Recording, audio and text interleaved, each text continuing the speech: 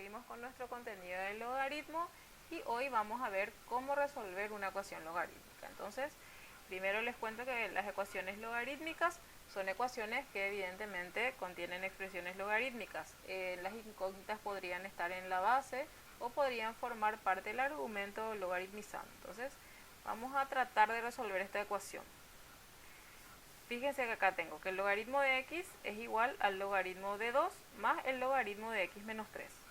Entonces, ¿qué hacemos en este caso? Bueno, se me ocurre que podríamos aplicar la propiedad del logaritmo de un producto y escribir el segundo miembro como un solo logaritmo. Luego, como tenemos, fíjense que tenemos en ambos miembros el logaritmo de un valor, acá también, o sea, logramos expresar el como un solo logaritmo cada miembro. Entonces podríamos decir que si el logaritmo en base 10 de x es igual al logaritmo en base 10 de 2x menos 3, podríamos nosotros igualar los argumentos, ¿sí? Esta es la propiedad que estaríamos aplicando. En toda expresión logarítmica, si llego a la igualdad de un logaritmo en una base, en este caso de b, y del otro lado al logaritmo en la misma base, en este caso de c, yo podría deducir, concluir que los logaritmizandos son iguales. Y entonces lo que nos queda es resolver la ecuación de los logaritmizandos. En este caso, ¿cuáles son mis logaritmizandos? Son x y 2 por x menos 3. Y esa ecuación es la que vamos a resolver. Es una ecuación sencilla. Lo que tendríamos que hacer es aplicar la propiedad distributiva. Luego hacemos la reducción de términos semejantes y llegaríamos a la solución de que x es igual a 6, ¿sí?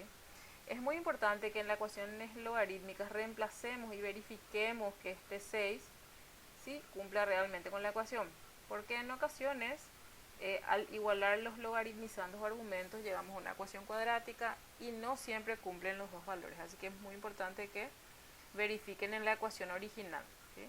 Recuerden que en este caso la incógnita forma parte del argumento y recuerden que el argumento de un logaritmo siempre tiene que ser un número mayor a 0, por ejemplo. Entonces en este caso verifica el 6 y si nosotros ingresamos esto en la calculadora se cumple la igualdad. Muy bien, vamos a ver otro tipo de ecuación.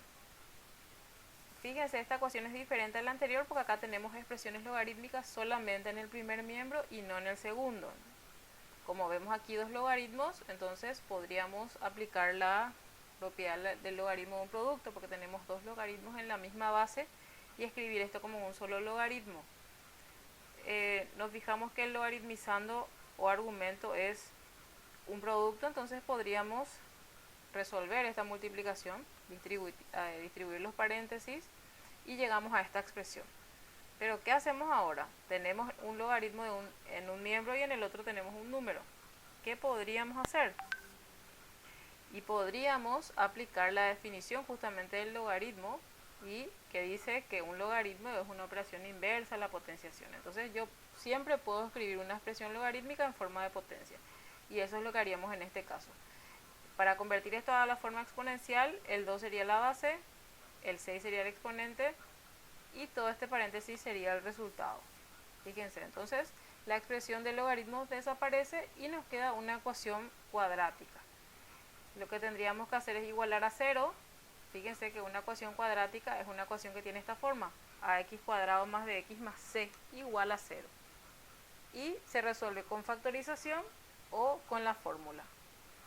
Esta es la fórmula, entonces en esta ecuación en particular a, que es el coeficiente x cuadrado, vale 3, b, que es el coeficiente de x, vale menos 2, y c, que es el término independiente, es menos 65.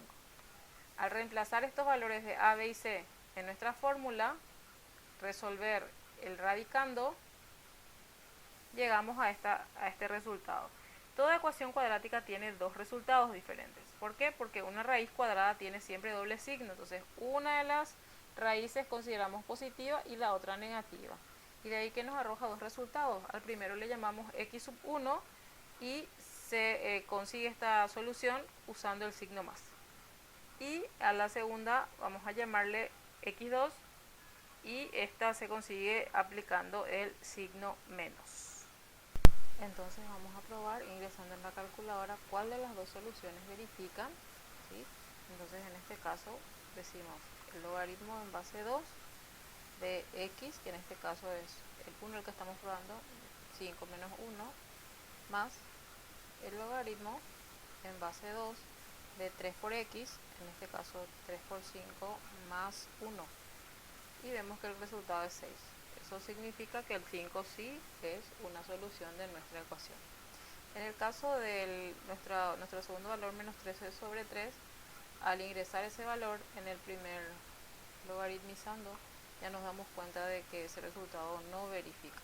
Porque tendríamos un logaritmizando negativo, y el logaritmizando sabemos que tiene que cumplir con la condición de que siempre tiene que ser un número mayor a 0. Entonces en este caso no verifica, ¿verdad? De todos modos voy a probar, pero ya vemos que no va a verificar. Ahí. Y nos sale un mensaje de error. Entonces eso indica que la raíz o la solución que vamos a aceptar sería 5 y la otra descartamos.